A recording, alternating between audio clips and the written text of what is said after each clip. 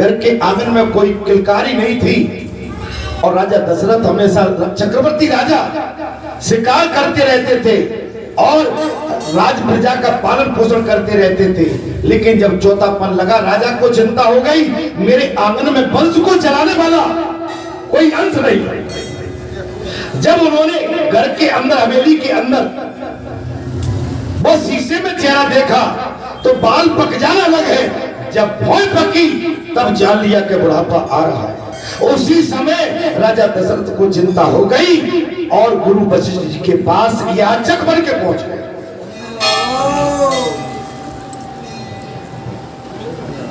अब कोई भौ रंग के आ जाए तो मैं कुछ नहीं कर सकता हूं मेरे भाई, है भाई? हाँ, ये रंगारूंगी ठीक नहीं रहती, एक उम्र तक तो ठीक लगती, बाकी जो सफेद का काला वो ठीक नहीं है बाल, है ना? हाँ, मैं माताओं से भी कहूंगा कि वो सफेद बालों में क्या एक वृद्धपन, हमारी एक अलग। अच्छा, एक बात और मैं बताता हूँ, आपने देखना कोई जिनकी मूंछें सफेद हो गई और बाल भी सफेद, अच्छा वो काले होके आते तो अलग दिखते हैं, माने कार्टून टाइप के दिखते है ना? मैं उनकी निंदा नहीं कर रहा हूँ, कान पकड़ रहा हूँ, लेकिन अलग दिखते भाई। अब हम बूढ़े हो गए, सफेद हो गए और जब बाएं में झुर्रियां आ गई हाथ पैरों में तो जिनमें से हम कहां से दूसरी खाल लाएंगे भाई? चेहरा सुकुड़ गया, अब कहां से क्या हो भाई? जो है सो तो है, कोई बुरा मत मानना मेरी बात। इससे क्या होती है, एलर्जी होती है। ये नेचुरलिटी को जब हम टच करते हैं, इसको काला पीला करते हैं। हालांकि मैं सर्विस क्लास में था तब मैंने भी किया था, माने मैं ऐसा नहीं कह रहा हूँ, लेकिन सर्विस के बाद में मैंने कहा कि नहीं, अब तो बेटियां भी शादी हो गई, बेटे भी हो गए, नाती हो गए, नातनी हो गए, अब हम रंगे फंगे इनके सामने जाएंगे तो ठीक नहीं लगेगा, मामला गड़बड़ में। अपना नेचर बदलिए, आप प्रकृति के साथ चलिए, नेचुरलिटी के साथ चलिए। आप प्रकृति के साथ चलेंगे, जी तुमको बड़े संत नहीं कहेंगे, क्योंकि बड़े संत तो आके खुद रंग के आ जाते हैं महाराज। या हो जो मठाधीश देखे होंगे तुमने, कई बाबा देखे होंगे, तो वो आधी दाढ़ी ये काली करके आया थे, आधी पे पोत पात का, कोई समझेगा पूरी नहीं पकी है। अच्छा पूरी पक गई तो मुझे उठा दोगे यहाँ से आप? मेरे बाल अगर पूरे पक गए तो क्या मुझे उठा के बाहर कर दोगे? नहीं महाराज,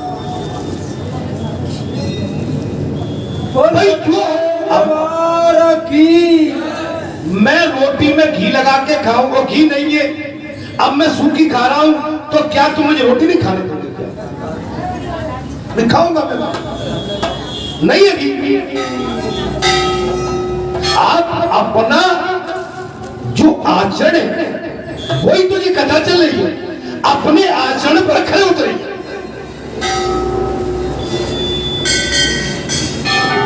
अपने आचरण से डिगिए मत। बात आती है श्री रामचंद्र जी ने, महाराज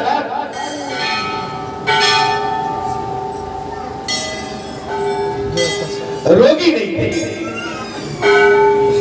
अर्थात कोई झूठी गवाह नहीं देता था। महाराज अत्यंत विख्यात राम राज्य में कोई भी मनुष्य ऐसा नहीं था जो व्रत का पालन करने वाला या ईश्वर का भक्त न हो। बात यहां चलती है, आपको तो मौका मिला है, आपको धर्म का रथ मिला है, आप समझ लो कि इसको छोड़ के आपका संसार में नहीं गुजारा। धर्म का रथ माने आपके धर्म के रथ में सवार नहीं हुए, आप अधर्मियों के साथ बैठोगे, बेईमानों के साथ बैठोगे, कुसंग में बैठोगे, आप वो तो नरक में जाएगा और तुम भी नरक के भागी बन जाओगे। वो तो जा ही रहो, खतौर लेगा। अच्छा मैं बताऊं, जब बीमार होते हैं, कोई तकलीफ होती है, तो जब सांस निकलने को होती है तो मरे, नर्राते का मरे, और घर वालों को नराएंगे, मैं तो मरता हूं, मैं तो मरता हूं, बचाओ मुझे। नर्राते मुझे बचाओ। आप समझो, मरते समय बहुत बड़ी तकलीफ होती है, और मरते समय इतनी बड़ी तकलीफ होती है कि बहुत बड़ी इसमें से जो प्राण निकलते हो सब बहुत वेदना देते हैं, तकलीफ देते हैं। राज करते हुए आप समझ लो कि हम इस शरीर को आग में फूंक दिया जाता है। जिस शरीर से इतना प्रेम करते हैं, एक चिंगारी में जल जाती है, फूंक जाती है, जिसमें दुनिया सारी है। जली को आग कहते हैं, बुझी को राख कहते हैं। राख से बनती है बारूद, उसे विश्वनाथ कहते हैं। कोई किसी का नहीं है। रोना धोना 4 दिन हो जाएगा। अभी आपने देखा एक हास्य कलाकार अभी राजू श्रीवास्तव 40 दिन से वेंटिलेटर पर था, ऑक्सीजन पर जिंदा था, संसार को हंसाता था, लेकिन आज वो चला गया। सबने संवेदनाएं दे दी, लेकिन संवेदना के बाद कोई याद नहीं करता। ले लो। कोई को दुकान की चिंता, किसी को खेत की चिंता, किसी को नौकरी की चिंता, राजनीति की चिंता, मजदूरी की चिंता, और घर वाली अगर आपकी है तो उसको रोटी पानी की चिंता, क्योंकि सबको खिलाना। कोई किसी का नहीं। इस संसार में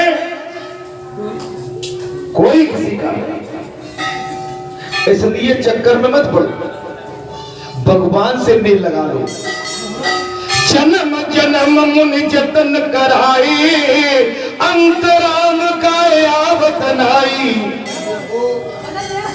हम जीवन भर संसार के प्रति हम उतावले बने रहे, और अंत में कहते हैं कि राम का नाम आ जाए तो भला कैसे आ सकता।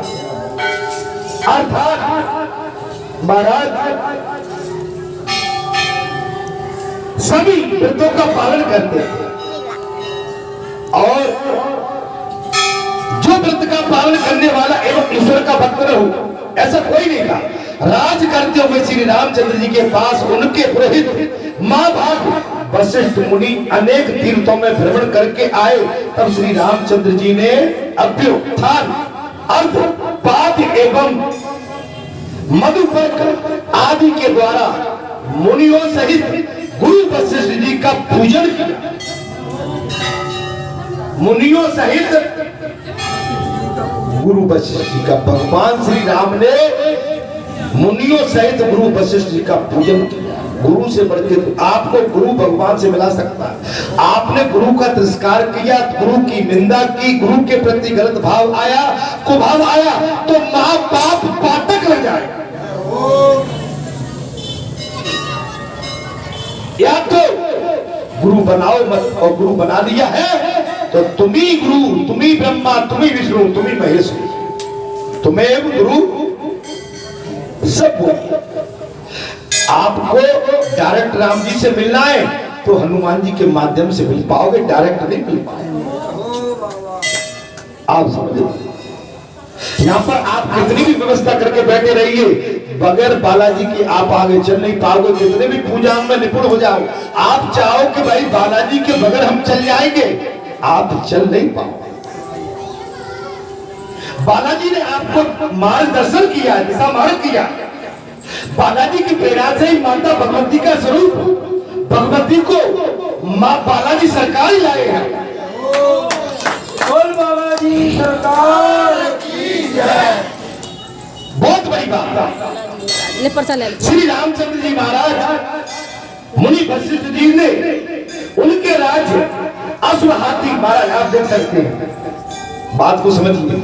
वशिष्ठ जी का पूजन किया, तत्पश्चात मुनिवर वशिष्ठ जी ने श्री रामचंद्र जी से उनके राज्य, अश्वनी हाथी, खजाना, देश, उत्तम वधु तथा सेवकों के विषय में कुशल समाचार पूछ लिया कि आपके राज्य में सब ठीक तो है। गुरु हमेशा पूछेगा घर परिवार तो ठीक है, बाबा तुम्हारा कहता है कल्याण हो, आशीर्वाद हो।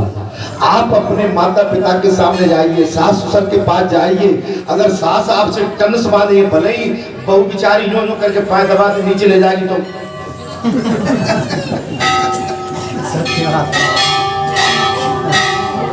पहले जासे पूछो जी कहाँ, इतने दिनों में कहाँ, जी नहीं कि वो पैर दबा रही, आशीर्वाद भी दे।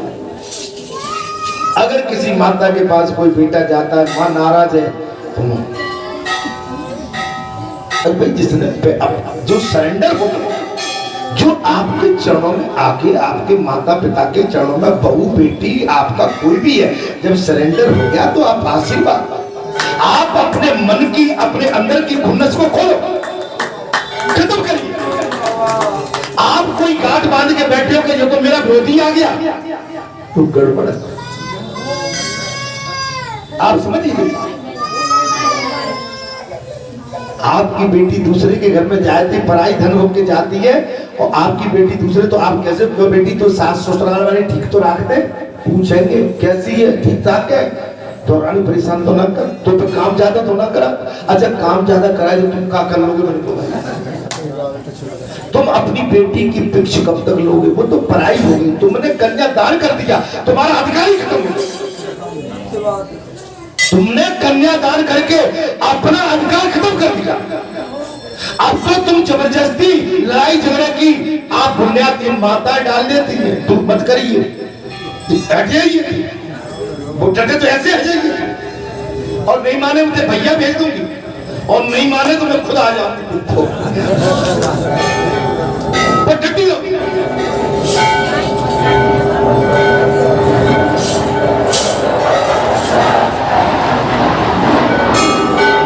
बेटी का घर मत बिगाड़ो, वो पराया धन है, उससे कहो बेटा हमारे कुल की, हमारे दरवाजे की मर्यादा रखना, अब तुम्हारा घर वही है, तुम अपने सेवा से, अपने अच्छे व्यवहार से अपने उस परिवार को जीतो, उसके साथ अपना व्यवहार बना के, और उसी में आप अब रहना पड़ेगा, हमारी आज।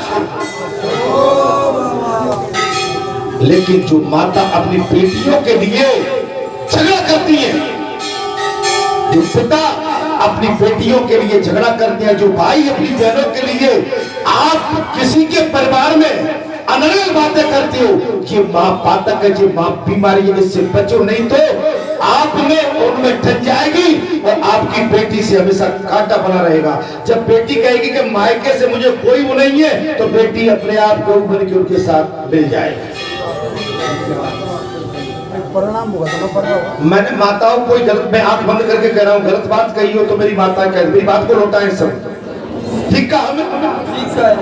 अपनी बेटियों का पक्ष तो नहीं लेगी मेरी माताएं, आपने कन्यादान कर दिया, अब बेटी का पक्ष क्यों करोगे? वही जो राम रच रहा था। देखिए एक बात बता देता हूं, राजा दक्ष ने अपनी बेटी के साथ, दामाद के साथ क्या व्यवहार किया था, क्या उस दक्ष का पता पड़ पाया? नहीं पता पड़ा। कहीं भगवान शंकर कैसा कोई त्यागी बैरागी फंस गया तो भैया सब तरफ से चले जाएंगे। समझ में आ रही नहीं? तो इसलिए किसी के घर में आग मत फेंको, किसी के घर में विद्रोह मत फैलाओ। एक कथा में निकली हमारी, रामचंद्र जी मुनिवर वशिष्ठ ने उनकी पत्नी और पुत्र के कुशल मंगल का समाचार पूछ लिया। गुरु पूछे, बात अलग है, हम जाके पूछा बेटी तुम्हें कोई तकलीफ तो नहीं है?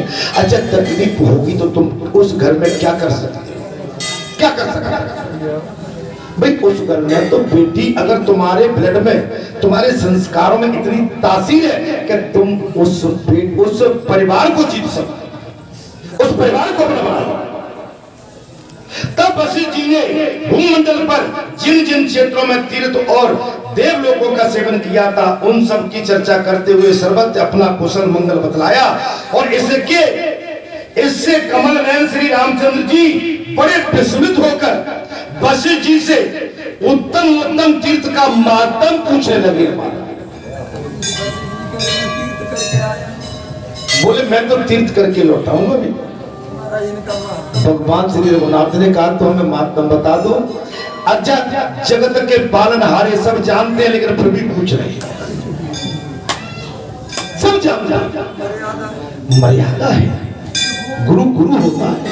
आज ब्रह्म भी नीचे आ जाए, अगर हम ब्रह्म और उन्होंने किसी संसार में किसी को गुरु बना रखा है तो उस गुरु से आज्ञा लेके वो पूरा कार्य करते। बोलो सच्चिदानंद भगवान की बात चल रही रही थी तब महाराज श्री रामचंद्र जी ने कहा, बोले भगवान अपने आपने जिन तीर्थों का सेवन किया है उनमें सबसे उत्तम तीर्थ कौन सा?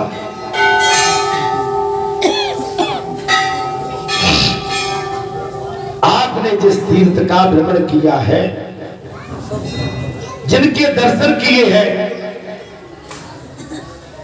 रामचंद्र जी ने कहा, ए गुरुवर वशिष्ठ जी, ए भगवान कृपया करके मुझे बताएं कि उनमें सर्वश्रेष्ठ तीर्थ कौन सा है?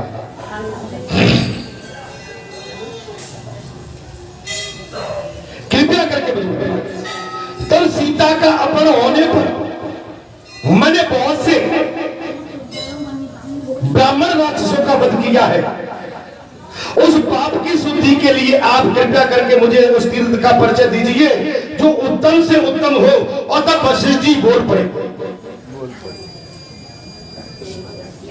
माता जानकी का जब अपहरण हुआ था, हे गुरु वशिष्ठ, हे भगवान, मैंने लंका में जाके कई ब्राह्मण राक्षसों का वध किया है और मैं इस पाप से मुक्त हो सकूं, इस संसार में ऐसा उत्तम श्रेष्ठ तीर्थ कौन सा है? उत्तम से उत्तम कृपया करके मुझे बताएं। तब वशिष्ठ जी बोले, गंगा, नर्मदा, तापी, यमुना, सरस्वती और गंडकी, गोमती और पूर्णा, ये सभी नदियां परम पावन हैं।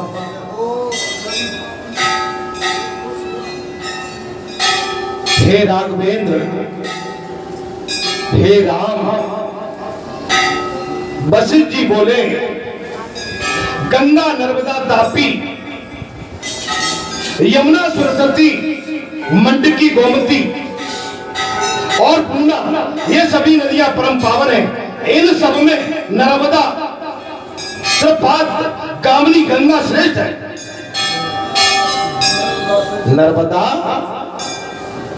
नर्मदा है त्रिपात गामी, माने सभी तरह से तारने वाली, और गंगा श्रेष्ठ है। गंगा मैया बोले श्रेष्ठ है। हे रघुनंदन, गंगा जी दर्शन मात्र से ही सब पापों को जला देती है। हे रघुनंदन, गंगा दर्शन मात्र से सब पापों को जला देती है। हे भक्तों, यहाँ इस समय संगम हुआ है, मेल है यहाँ भक्ति का। आप इस स्थान पर आएंगे, दर्शन मात्र से हमारे आपके सभी के पापों का नाश हो जाएगा। आप समझ सकते हो जो प्रभु ने प्रारंभ में लीला करके आपके सामने जो मार्गदर्शन किया है, आप उसमें अगर खरे उतर जाएंगे तो मैं कहता हूं कि आपको संसार के रोग कभी सताएंगे नहीं। बोल बाबा जी महाराज की जय। भाई हम डरते किससे? मौत से केवल। तो मौत से क्या डरना, वो तो सत्य है। चलिए, मौत तो सत्य है ना भैया। ढोलकिया कई रात को ठोकी होगी ढोलक। हाँ, अच्छा थक गए तो तू जरा मेरी तरफ देख, सो थकान मिल जाएगी।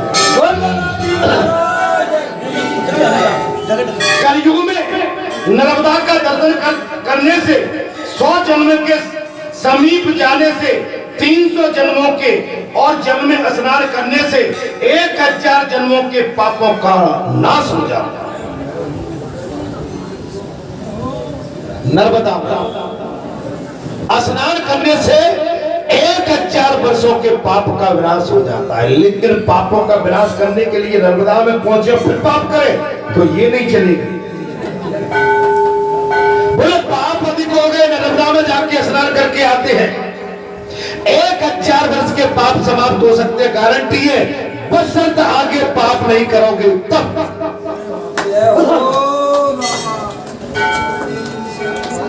बालाजी धाम ग्राम बरेठा में हर मंगलवार को आ जाओ, मैं गारंटी देता हूं कई जन्मों के पापों का विनाश हो जाएगा। लेकिन आगे पाप नहीं करोगे तब। और हर मंगलवार को यहाँ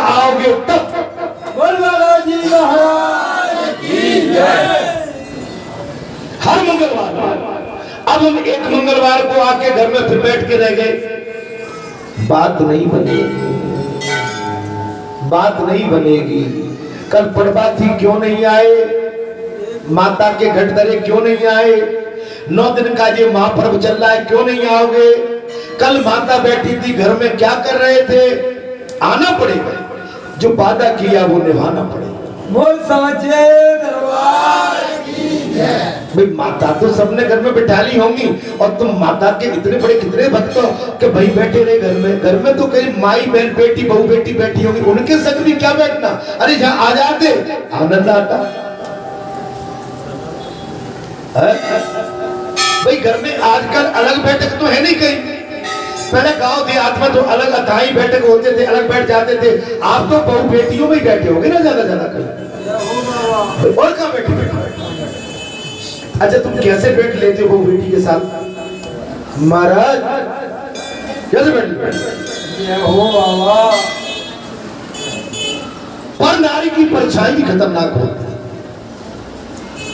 पर नारी की माने बात उसको देखना तो बहुत बड़ा पाप हो गया। अगर पर नारी की परछाई भी तुमने देख ली तो महापातक हो जाएगा। जय हो।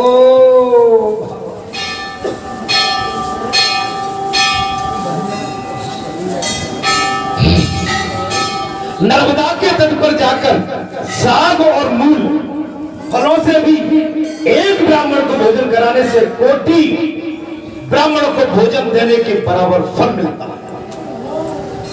नर्मदा के किनारे जाके एक ब्राह्मण को फल फूल खिलाने से, आपको एक ब्राह्मण को कराओगे तो अनेकों ब्राह्मणों को दान आपको फल मिलेगा। जो 100 योजन दूर से भी गंगा गंगा का उच्चारण करता है, माने गंगा भले ही यहाँ नहीं है, 100 योजन दूर से, आप बरेटा में रहते हो, गंगा यहाँ से 100 योजन दूर है, आप यहाँ से भी पक्के मन से उच्चारण करते हो, वो सब पापों से मुक्त हो जाओगे। लेकिन अथाई पे बैठ के, पंचों के बीच में बैठ के चुगली चट्टी निंदा सुनना करना कराना, दाव फेंकना, फिर पाप के घेरे में आ जाओ। उससे बचना पड़ेगा। हम बालाजी धाम में बैठे हैं तो यहाँ पर केवल भक्ति की बात हो, सत्संग की बात हो, सद्मार्ग की बात हो, भगवान के चरणों में अनुराग की बात हो। भगवान विष्णु के लोक में चला जाना है। और फागुन चैत मास के अंत में अमावस्या तिथि को तथा भाद्र पक्ष और आश्विन कृष्ण पक्षों में गंगा जी के तट पर जाकर जो मनुष्य स्नान पुत्रों का तर्पण करता है, पिंडदान करता है, वो अच्छे फल का भागी होता है। अच्छे फल का भागी होता है। भगवान से बात चल रही है, वशिष्ठ और भगवान का वार्तालाप। देखिए एक बात बताएं, जे किसी भक्त या किसी का नहीं है तो राम और वशिष्ठ संवाद चल रहा है। वशिष्ठ जी भगवान को बता रहे हैं, बोले हे राम, तापी नदी का स्मरण करने पर महापातकियों के भी 7 गोत्रों का उद्धार हो जाता है। पातकी तापी नदी का स्मरण करने से एक बात की तो कौन बात करे, 7 गोत्रों का उद्धार हो जाता। हे राम, यमुना में स्नान करने से मनुष्य सब पापों से छूट जाता है। हे राम, वशिष्ठ जी कहने लगे, बोले हे राम, यमुना में स्नान करने से मनुष्य सब पापों से मुक्त हो जाता है और महापातक कोसों युक्त होने पर भी परम भक्ति को प्राप्त होता है। कार्तिक की पूर्णिमा को कृतिका नक्षत्र का योग होने पर जो सरस्वती नदी में स्नान करता है, वो गरुड़ जी की पीठ पर बैठकर उत्तम देवताओं के मुख से अपनी स्तुति सुनता हुआ वैकुंठ धाम को चला जाता। देखो कथा भी मिल रही है, जो सवेरे का वातावरण था अब इसमें किसी तरीका किंतु पर आप वैकुंठ में जाओगे। जय हो। आप पक्के मन से बालाजी धाम में हर मंगलवार को आ जाओ। मैं कहता हूं कि मैं सारे रोगों से मुक्त करा दूंगा। संसार की हर बीमारी से मुक्त हो जाओगे आप। कब? तब मन लगा के कथा में बैठोगे तब। बोल बालाजी सरकार की जय। और यहाँ से जाने के बाद घर में उत्पात किया, ऊधम मचाया, निंदा परनिंदा की, व्रत तोड़े और ब्रह्मचर्य का पालन नहीं किया तो आपको वो लाभ नहीं मिल पाएगा।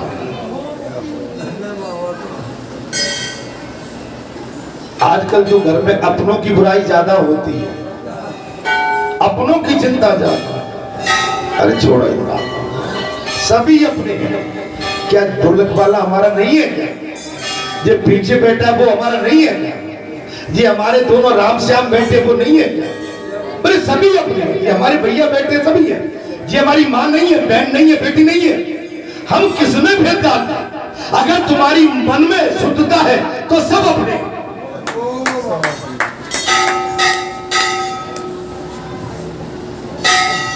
स्वार्थ लाभ करे सब प्रीति, स्वार्थ नहीं होना चाहिए।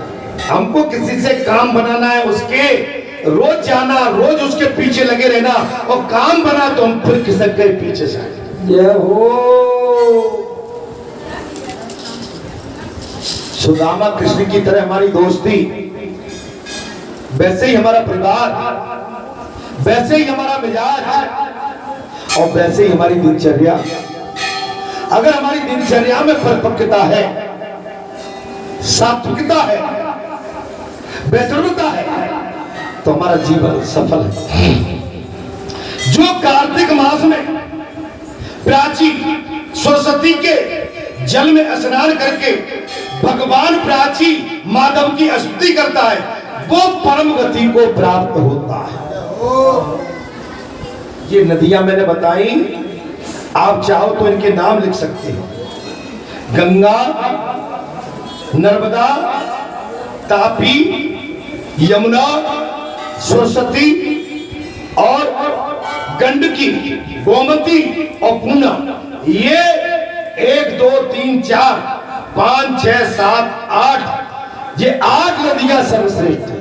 आप इनमें और इनके जल में और इनके जल के किनारे, घाट के किनारे जो भी पुण्य प्रताप करोगे वो आपको तत्काल लाभ मिलेगा, लेकिन उसके पश्चात आगे किसी तरह का पाप न हो।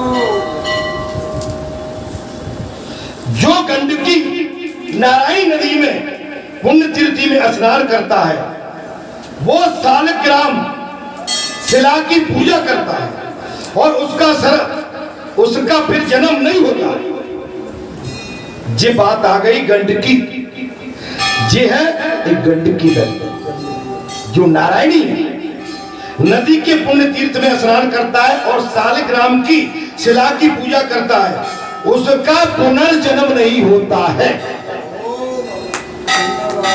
ये पक्की बात है जो वशिष्ठ जी भगवान राम को कथा सुना रहे हैं। राम सुन रहे, आप देखिए आज नवमी का महापर्व और इस कथा को सुनना आपका कितना बड़ा भाग्य है, और प्रातः काल से ही आप पर प्रभु की कृपा होना। बोल सच्चे दरबार की जय। भैया सोए मत बस। अरे हंसता कंधा तो मेरे दुख रहे हैं भाई, मेरा गला दुख रहा है। अब सुबह आरती, फिर आरती, फिर 3 घंटा 2.5 घंटा का सुंदरकांड और 6 घंटा 4 घंटा की कथा। कभी दया मेरी तरफ भी कर दिया करो। हाँ, तुम तो अब बैठे हो आराम से, सुंदरकांड में बजा ली, नकार फिर बजा लोगे, लेकिन जो ढक्कन तो फिर चल रहा हो भाई।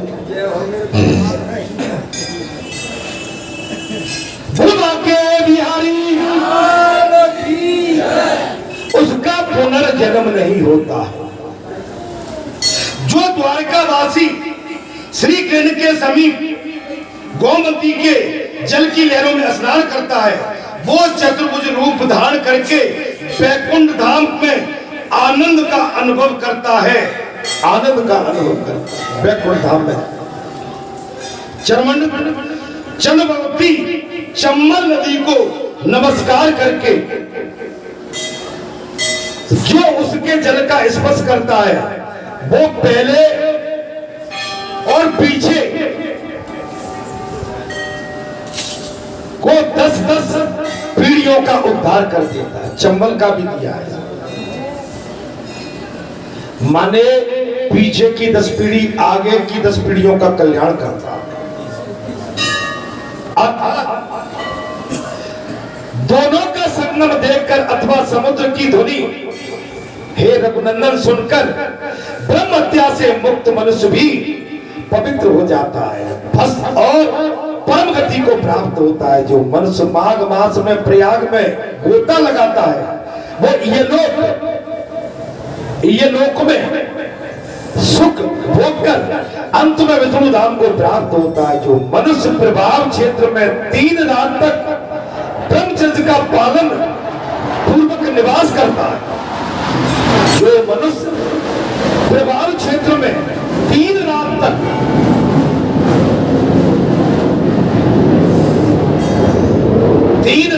बालाजी धाम ग्राम बरेठा में 3 रात तक ब्रह्मचर्य का पालन पूर्वक निवास करते हैं, वे यमलोक और कुंभी पाक आदि का दर्शन नहीं कर पाते। समझ लो, आप 3 दिन यहाँ पर ब्रह्मचर्य, मैंने कहा ना कि ब्रह्मचर्य के पालन के बगैर आपके जीवन का कल्याण नहीं। ब्रह्मचर्य का पालन आपको एनर्जी देता है, शक्ति देता है, वाणी में मिठास देता है, आपके रोम रोम में रघुनाथ बसते हैं, आप में बोलने की क्षमता, चलने की क्षमता, करने की क्षमता, आपका विवेक जागृत होता है, बुद्धि में आपकी में विकास होता है। कैसे? ब्रह्मचर्य के पालन करने से आप 50 साल की आयु के बाद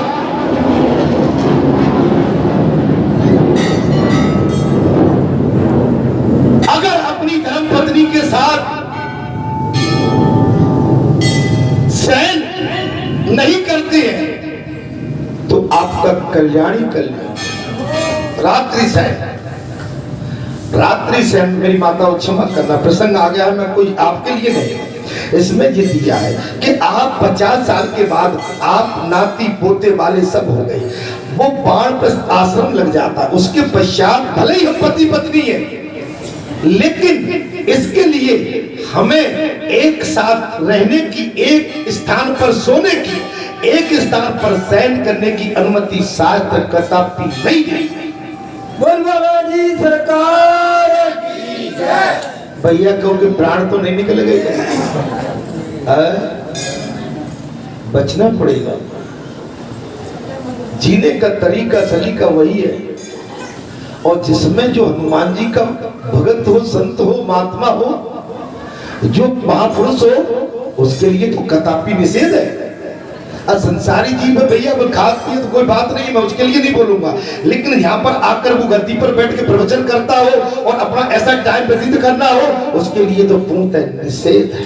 बोल साचे दरबार की जय। अरे बाबा बन के ही भक्ति या संत महात्मा नहीं कहलाते।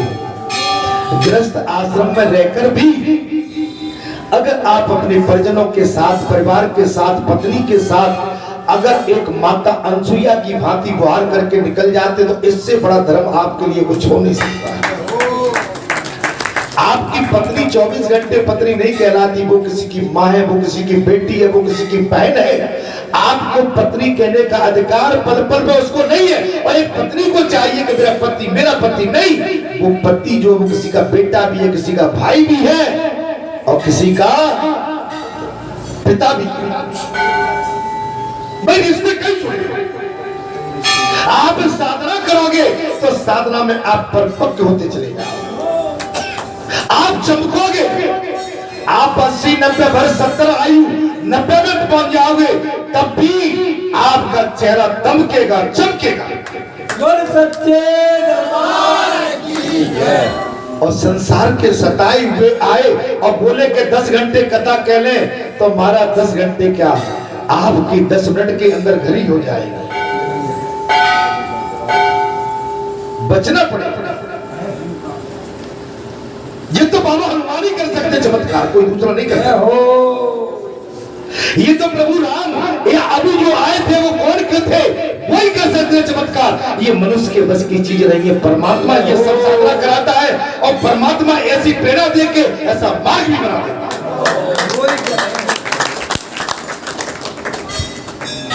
जो मनुष्य नेमिरण्य में निवास करता है वो देवत्व को प्राप्त होता है। श्री राम भगवान वशिष्ठ बोले, गुरुदेव वशिष्ठ बोले श्री राम, जो मनुष्य, अब लगा दी राम राम कह रहे थे, आज कह दी श्री राम। हे श्री राम, जो मनुष्य कुरुक्षेत्र में चंद्र ग्रहण और सूर्य ग्रहण के अवसर पर स्नान करके स्वर्ण दान करता है, उसका इस लोक में पुनर्जन्म नहीं होता है। कुरुक्षेत्र में जाके जो स्वर्ण स्नान करने के पश्चात स्वर्ण दान करता है वो इस लोक में पुनर्जन्म नहीं होता है। श्री राम वशिष्ठ जी ने कहा जो मनुष्य इस पृथ्वी पर कपिला गौ को स्पर्श करके दान देता है वो कामधेनु 100 गौ के निवास भूत और इसी लोक में जाता है। जो वैशाख मास में उज्जैनीपुरी में, उज्जैन में महाकाल के नगर में महाकाल कॉरिडोर बन गया। 750 करोड़ की लागत से महाकाल भगवान का श्रृंगार हुआ है, आपने देखा होगा, जिसमें 303 करोड़ मोदी जी ने दिए हैं और 400 समथिंग कुछ करोड़ मध्य प्रदेश शासन ने लगा के भगवान शंकर की नगरी महाकाल को जीर्ण उद्धार करके कॉरिडोर बना दिया, जिसकी भव्यता सुंदरता अलग दिखती है। जो विश्व का एक चमत्कारी, जैसे भोलेनाथ विश्वनाथ का स्थान काशी में बना दिया है, ठीक उस श्रेणी में ले जाके महाकाल को बना दिया।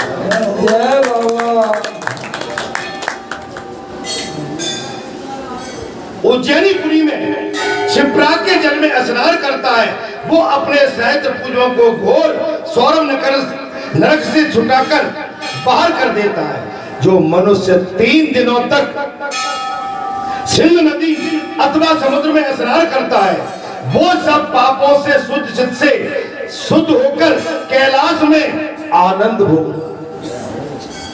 आपकी सिंधु नदी का भी हवाला इसमें दिया। तब श्री वशिष्ठ जी कहते हैं, बोले हे राम, कोटि तीर्थ में स्नान करके कोटेश्वर शिव का दर्शन करने वाला मनुष्य कहीं भी ब्रह्म हत्या आदि पापों से लिप्त नहीं होता। हो गई कृपा राम की रे भैया, बन गए तो नसी दास के बोला तेरी बम बम प्यारे बम बोले।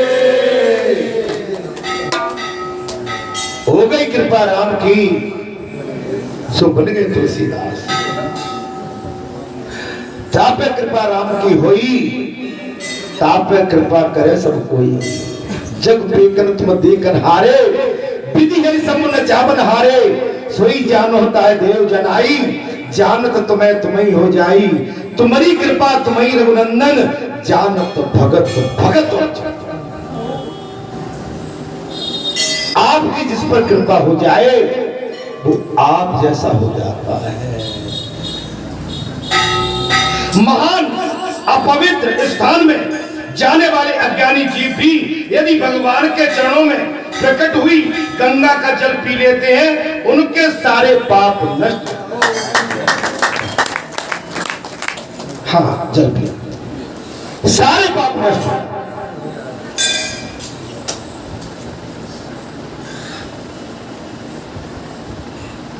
जो मनुष्य सूर्योदय काल में वेदवती नदी में स्नान करता है, वशिष्ठ जी कहने लगे हे राम, वो सब रोगों से मुक्त होकर उत्तम सुख का भागी होता।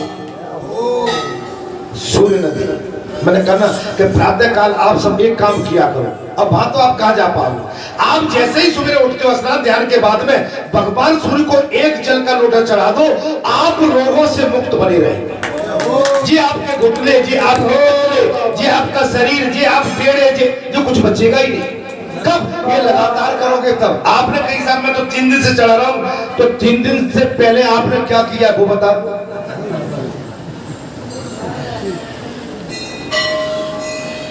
और एक चीज और बता देता हूं, आपके घुटनों में, पैरों में और इन सोल्जरों जो पीड़ा रहती है, आप प्रातः काल दलिया में प्रोटीन अधिक से अधिक होता है, दूध और दलिया। प्रातः काल का नाश्ता क्या है? दूध और दलिया। इसमें प्रोटीन रहता है, अधिक शक्ति रहती है, एनर्जी रहती है, प्रोटीन फाइबर ज्यादा रहते हैं इसके अंदर, एनर्जिक रहता है। 1 गिलास दूध बढ़िया और दलिया और जय श्री राम ऐसे करके टक टक मार जाओ, जय श्री राम।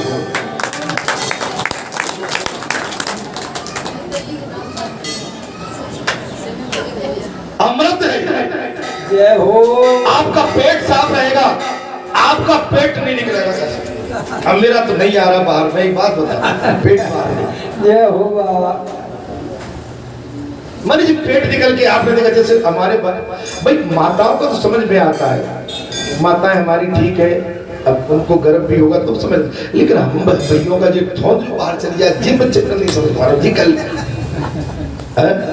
हमारा क्या चक्कर है? नहीं आपका नहीं है, लेकिन आप बताओ मत पूछना सवाल। ये पेट नहीं निकलना चाहिए, जैसे पेट निकलने की बीमारी आए दौड़ लगा लो। अभी मैं आपको बताता हूं, मैं 2 जीने 10-10 किलो की 2 बाल्टी पानी की और 3 जीने लगभग 2 जीने मैं लेके ऊपर चला जाता हूं एक साथ। बोल बालाजी सरकार। 10 लीटर की बाल्टी इधर और 10 की इधर और 2 जीने लगातार और तीसरी मंजिल पर पहुंच जाता हूं। 70 साल की आयु पूरा, आप समझ सकते हैं एनर्जी कब आएगी? आप चलते फिरते रहेंगे, अपना खान पान और संयम और खींच के रखेंगे, जो एनर्जी है वो अपने अंदर रहने दो। अगर आपको विचार भी आए तो भक्ति के आए, संत के आए, महात्मा के आए, पूजा के आए, अर्चना के आए, देशभक्ति की आए, राष्ट्रभक्ति की आए, कुछ अच्छा करने के लिए आए, कुछ ऐसा कर जाए, कुछ ये कर जाए, यहाँ पर जो उद्धार होता रहे। ऐसे न आए कि कल जुआ खेलेंगे, कल शराब पिएंगे, कल उनके जा बैठेंगे, कल बाकी निंदा करेंगे, जाकी बुराई करेंगे, वहां से बेईमानी उठाए, इनको छोड़ो। जय हो। इसमें एनर्जी बेस्ट होती है, इसमें एनर्जी खत्म होती है, अच्छे विचारों में एनर्जी अर्जित होती है,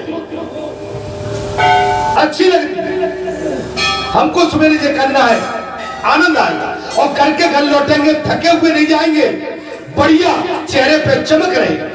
बोल सच्चे दरबार की जय। और जब हम रात भर बही में गणित लगाते रहे कि बेईमानी करना है, उसे निपटाना, ऐसे निपटाना है, उसको 4 गाली देना, उसको 5 गाली देना है, थके थकाए से, लटे लटाए से, मरे बराए से और ऐसे फुके फुकाए से निकलेंगे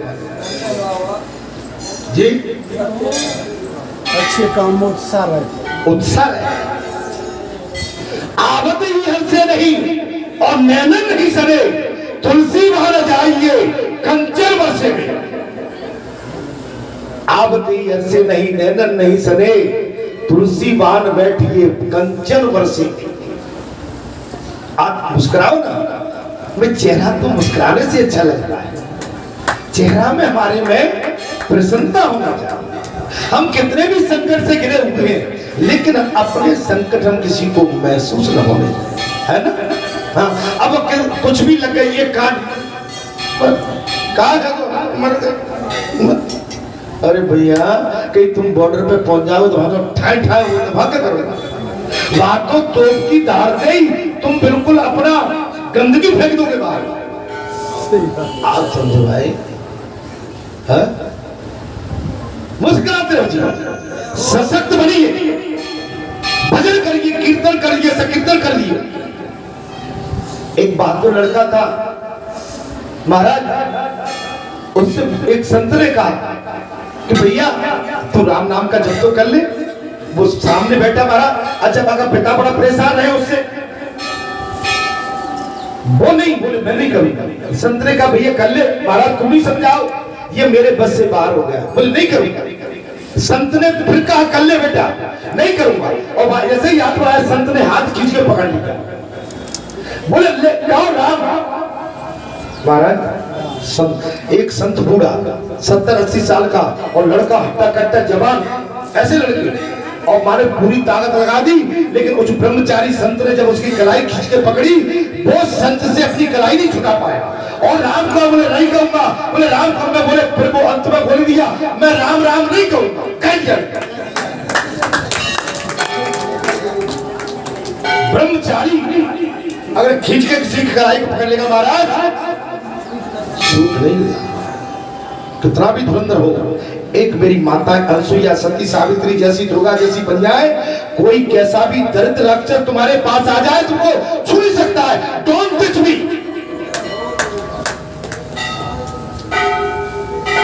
मजाल नहीं है, मैं कह रहा हूं कि रावण की मजाल नहीं थी कि माता जानकी को टच भी नहीं कर पाए। रावण की मजाल औकात नहीं थी, देगी एक तिनका लेके घास का, रावण कम से कम 25 गज पीछे चला गया। मां शक्ति है, 25 गज पीछे चला गया। हमारी माताओं के पतित्व में वो सतित्व होता है कि वो यमलोक से, यमराज से भी अपने पति को वापस लेके आ सकते। ये कथा है, अर्थात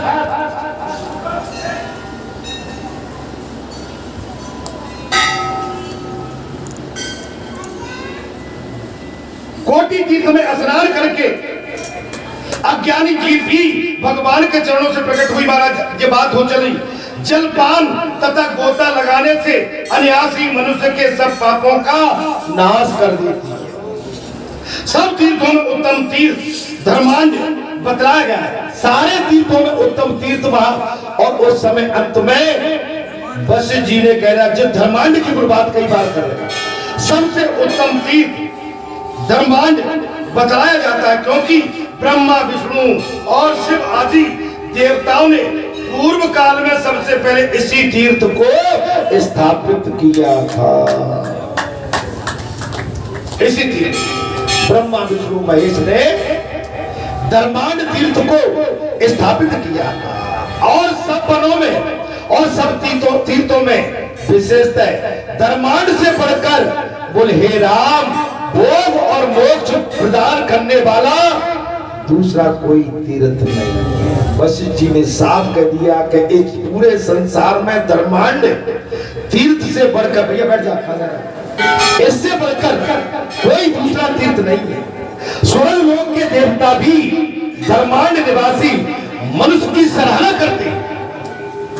अब ये धर्मांड स्थान है, ये बालाजी धाम धर्मांड स्थान है, इससे बढ़कर कोई बड़ा तीर्थ नहीं है। क्योंकि यहाँ डेली जहाँ धर्म की गाथा गाई जाती हो, यहाँ पर राम के नाम की महिमा का वर्णन किया जाता हो, यहाँ पर संत भक्तों की महिमा का गुणगान किया जाता हो, जब माता पिता की सेवा, राष्ट्र की सेवा के लिए प्रेरणा दी जाती हो, इससे बढ़िया धर्मांड स्थान और संसार में कोई हो नहीं सकता। और मुनि वशिष्ठ जी ने साफ कर दिया, राम, जहाँ धर्म की गुणगाथा गाई जाती हो, उससे बड़ा तीर्थ इस संसार में कोई नहीं है। हे रघुनंदन, द्वारका का काशी। वशिष्ठ जी ने कहा, बैठ जा बेटा, देखो कथा में मत आओ, बिगन मत डालो, निकलो, कथा में जाता उदम नहीं, बैठ जाओ, आओ सामने। रघुनंदन द्वारका का काशी और त्रिशूलधारी शिव तथा भैरव के ये सब जैसे मुक्तिदायक है, उसी प्रकार धर्मांड भी मोक्ष देने वाला उत्तम तीर्थ है। राम ये सुनकर मां धुरंधर श्री राम जी बड़े प्रसन्न हुए और उन्होंने सीता देवी और अपने भाइयों के साथ तीर्थ यात्रा के लिए प्रस्थान कर दिया। उनके पीछे कपेश्वर हनुमान जी हैं, भगवान राम के पीछे कपेश्वर भगवान, माता कौशल्या, सुमित्रा और केकई, लक्ष्मण, भरत, सेना सहित शत्रुघ्न, अयोध्या के अन्य निवासी तथा प्रजा वर्ग के लोग भी गए हैं। तीर्थ यात्रा को विधि का पालन करने के लिए घर से चल दिए और चलते हुए राजा श्री रामचंद्र जी ने अपने कुल के आचार्य महर्षि वशिष्ठ जी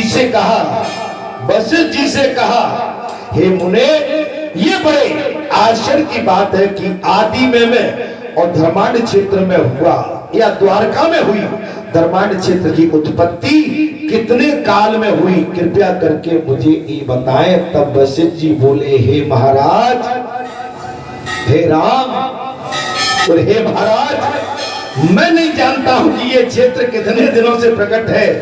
दीर्घ जीवी लोमस और जामबंद इनका इसका कारण जानते हैं। शरीर में जो अनेक जन्म जन्मों का किया हुआ पाप संचित होता है, उन सभी पापों का उत्तम प्रायश्चित करने के लिए ये धर्मांड क्षेत्र महत्वपूर्ण माना गया।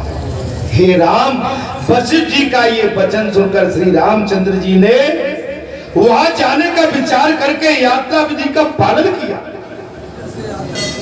अच्छा देखिए, हम तीर्थ के लिए भी जाते हैं तो हम मन किसी दूसरे भाव में चले जाते हैं। तीर्थ में जाते हैं, तीर्थ में क्या क्या निंदा परनिंदा बुराई ये सब कुभाव ये सब छोड़ना पड़ती है, व्रत रखना पड़ता है। अपनी केवल अपनी बात नहीं सोचनी पड़ती। हम भगवान के चरणों में जिस दिन से तीर्थ यात्रा के लिए निकले हैं, जिस यात्रा को हम जा रहे हैं, उनके चरणों का अनुराग प्रेमा भक्ति पाने के लिए व्याकुल आतुर एक लवारी गौ का बछड़ा जिस तरह से अपनी मां के उन स्तन से लगने के लिए ललायत रहता है, हमारी भावना उस बछड़े की भांति गौ के स्तन से लगने की भांति होना चाहिए। आनंद नहीं आया, कहीं चले गए, क्या चक्कर है? अरे जे राम का रस नहीं मिलेगा, राम नाम लड्डू गोपाल नाम खीर, अरे कृष्ण नाम मिश्री सो घोर होती। आप और जगह जाओगे तो बाजे मिल जाएंगे, हारमोनियम मिल जाएंगे, ताल फटकार मिल जाएंगे, लेकिन एक धार कथा आपको कहीं नहीं मिलेगी। ये बहती हुई गंगा आपको कहीं नहीं मिलेगी। अगर गंगा को रोकने का प्रयास किया जाएगा तो उसका अस्तित्व खत्म हो जाएगा। और राम कथा ये कहीं नहीं मिलेगी। आप कथा वाचकों के पास चले जाओ, आधे घंटे के बाद तो वो हारमोनियम और तबला ठोक बात कर देते हैं, बोले चल ये राम रस नहीं मिलेगा। अरे आप बड़े भाग्यशाली हो, घर बैठे तीर्थ और घर बैठे आज ये महापर्व में राम जी की कथा घर बैठे उद्धार के लिए, इससे बड़ा कल्याण आपके लिए क्या हो सकता है? आपके द्वारे, आपकी पौड़ में, आपके घाट में, आपके घर में, आपके आंगन में कथा आगे चल के, और आप कथा से फिर भी नहीं, कथा में मन लगाओ, कथा को पियो। जैसे आप पंचामृत लेते हो, चावल भात खाते हो प्रेम से, इसको पियो, कानों के माध्यम से पियो। आप इस रस को निचोड़ के पी जाओ, आपका यही परम कल्याण है। आप इस जन्म में जो चकाचौंध देखते हो ना, ये रंग बिरंगी तितली, ये रंग बिरंगे शहर, ये रंग बिरंगे कपड़े, ये रंग बिरंगे आभूषण, जब आखिरी यात्रा आएगी कोई साथ नहीं आएगा। साथ केवल आपका इस समय किया हुआ धर्म कर्म और कथा जो आपने जो अमृत पिया है, यही आपके उस मार्ग में काम आएगा। वहां हाथी होंगे न घोड़े होंगे, न घर होगा न परिवार होगा, न बहू होंगे न बेटे होंगे, न सगे होंगे न संबंधी होंगे, अकेले ही आपको वो मार्ग पार करना होगा। और अगर बहुत पाप किए हैं तो चामुक पड़ रहे होंगे, अग्नि में डाले जाओगे, गंदगी में डाले जाओगे, ऊपर से फेंके जाओगे, लटकाए जाओगे, उल्टे किए जाओगे और रोगे चिल्लाओगे, बचाने वाला कोई नहीं आएगा। ए भाई जरा देख के चलो, ए भाई जरा देख के चलो, ऊपर भी नीचे भी, नीचे भी ऊपर भी, दाएं भी बाएं भी, आगे भी पीछे भी, ए भाई जरा देख के चलो। छोटे को भी, कोटे को भी, खोटे को भी, ऊपर से नीचे, नीचे से ऊपर आना जाना पड़ता है। ए भाई या कोई किसी का नहीं। आज जो पत्नी आपसे अधिक प्रेम करती है, आप अपनी पत्नी से, माता से, परिवार से, समाज से, धन से, कोठी से, कार से, जायदाद से, खेत से, खलिहान से जितना प्रेम करते हो, उस मार्ग में, उस यात्रा में ये कोई भी नहीं मिलेंगे, अकेले ही चले जा रहे होंगे और भयावने राक्षस और यम आपको सता रहे होंगे और तितलियों के झुंड और बिच्छू और सांप सर्प आपके पीछे डस रहे होंगे, डरा रहे होंगे, चिल्लाए बचाओ बचाओ। हो अच्छा कर लो दोस्त, अच्छे में अच्छा होता है। नवरात्रि का महापर्व, मंगलवार का दिन, और आपको घर बैठे कथा और राम जी की कथा और फिर राम जी और वशिष्ठ जी का संवाद, वशिष्ठ जी का संवाद राम से होना, ये तो इससे बड़े भाग की बात कुछ हो नहीं सकती। वशिष्ठ जी का ये वचन सुनकर श्री रामचंद्र जी ने वहां जाने का विचार करके यात्रा विधिवत उसका पालन किया। राम अंतर्यामी, सती कपट जाने सो स्वामी, समदर्शी सब अंतर्यामी, अरे सुमृत जाय मिटे अज्ञाना, सोई सर्वज्ञ राम भगवान। जिसके स्मरण मात्र से जीव का अज्ञान नष्ट हो जाता है, वो अंतर्यामी गुरु वशिष्ठ के चरणों में बैठ के अपनी तीर्थ यात्रा का महाराज मुहूर्त पूछ रहे हैं। यह भगवान की मर्यादा है। आप अपने माता पिता के चरणों में कभी नहीं जाते। आज आप देखेंगे जवान बच्चा हो गया, बहू आ गई, बेटे नाती, और माता पिता एक कमरे में बैठे हैं और बहू बेटा निकल गए, सट से निकल गए। न तो पिता को बताया न माता को बताया, उनसे जी चुरा के पतली गली से निकल गए। बेटा कहाँ गए हैं बता के नहीं गए। दोनों माता पिता में चर्चा हो गई, लल्ला कहाँ चला गया, तुमसे गई, मुझसे नहीं गई, तुमसे पूछा कहाँ गए हैं, लौटे नहीं है, लौटे नहीं है, अभी तक नहीं लौटे, पता नहीं कहाँ गए हैं। देर हो जाती है, वो माँ डबराती है, वो पिता चिल्लाता है, बता के नहीं गए, कहाँ गए हैं, सुबेरे के निकले हैं, अभी तक नहीं लौट के आए। तुझे सूरज कहूँ या चंदा, तुझे दीप कहूँ या तारा, मेरा नाम करेगा रोशन, वो जग में मेरा राज दुलारा। तुझे सूरज कहूँ या चंदा, तुझे दीप कहूँ या तारा, मेरा नाम करेगा रोशन, जग में मेरा राज दुलारा। मेरा नाम करेगा रोशन, जग में मेरा राज। एक पिता की संतान जब पैदा होती है तो यही भाव देखता है, जब मेरे बुढ़ापे का आसरा बनेगा, जब मेरी सेवा करेगा। महाराज एक पिता भावुक होकर क्या कहता है, जब मैं बूढ़ा हो जाऊं मेरी उंगली पकड़ के चलना, जब मैं बूढ़ा हो जाऊं मेरी उंगली पकड़ के चलना, जब मैं बूढ़ा हो जाऊं मेरी उंगली पकड़ के चलना, जब मैं बूढ़ा हो जाऊं मेरी उंगली पकड़ के चलना। तब मैं ये समझा जीने का मिला है सहारा, मेरा नाम करेगा रोशन, जग में मेरा राज दुलारा।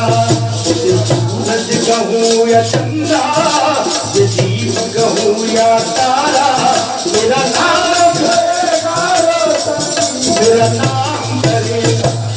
ये बात ये हमको चाहिए। एक माता पिता जी उम्मीद लगा के बैठ जाते हैं, हमारे बुढ़ापे की लठिया है हमारी औलाद, लेकिन वो बच्चे, भैया क्या नाम है तेरा, सोमनाथ, सोमनाथ बगैर माता पिता के पूछे कहीं नहीं जाना। ठीक है, मैं तो एक बात बता रहा हूँ, बगैर माता पिता के बता के जाओ। वो प्रतीक्षा करते हैं। माँ बाप भगवान है जिन्होंने हमने जन्म दिया है, हमारे परमात्मा है, हमारे ईश्वर है। फिर वशिष्ठ जी को आगे करके, नहीं मैंने तुम पे नहीं उंगली उठाई, मैंने एक उदाहरण दिया। अभी नए बच्चे, शादी होगी, शादी होने के बाद बच्चे मतवारे होके हम माता पिता को बाईपास कर देते हैं, अपनी ठसक में रहते हैं। अब हम कमाने लगे हैं, अब माता पिता से बात करने की जरूरत नहीं है। माता पिता एक अंधेरे कुएं में, एक अंधेरे कोठे में पड़े हुए देख रहे,